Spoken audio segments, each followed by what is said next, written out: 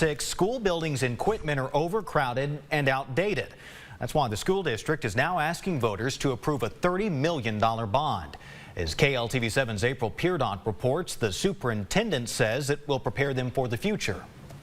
Facilities all originated and started in the 60s. Inside the walls of Quitman ISD schools, where the superintendent says classrooms are not ideal sizes. And we would open one and you'd say, hey, that's a closet. And we would say, nope, that's an interventionist space. And overcrowding has led to sharing spaces. Right now we've got kids doubled and tripled up in lockers. A call for a school makeover is not a need, but a necessity, says school leaders. Kind of looking in the future, short term and long term, of what's best putting our kids in the best advantage in being able to be successful. Chris Mason, superintendent of schools for Quitman ISD, with help from a community committee, toured the facilities and created an action plan to renovate the future of Quitman's education. The proposal was approved by the board in January of this year, and a pending $30 million bond is awaiting voters. In addition to a need of 11 new classrooms. One of the big needs that our committee saw was CTE space, career tech space. Over 400 students are currently enrolled in CTE programs, but current classrooms don't meet the hands-on training requirements. For safety and for those kinds of concerns, we really need to expand that for them. 388 of the 1,200 students from 6th to 12th grade participate in athletics. The school district says the current facility lacks ventilation, space, and privacy. We've got so many boys right now in our program that they've taken over a little bit of that girls' space at our high school. The bond also proposes a new baseball field to replace the current one, which is off campus.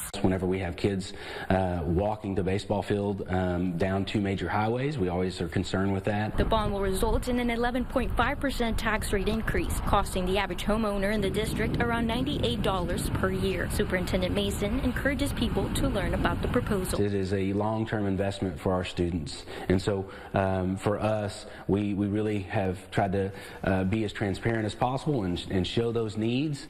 April Peardont, KLTV7 News. Early voting will begin April 22nd and continue through the 29th. Election Day is May 3rd.